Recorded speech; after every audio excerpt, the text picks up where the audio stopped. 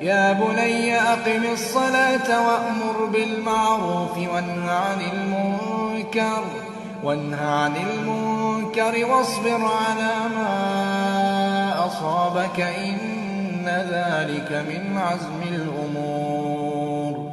ولا تصعر خدك للناس ولا تمش في الأرض مرحا إن الله لا يحب كل مختال فخور.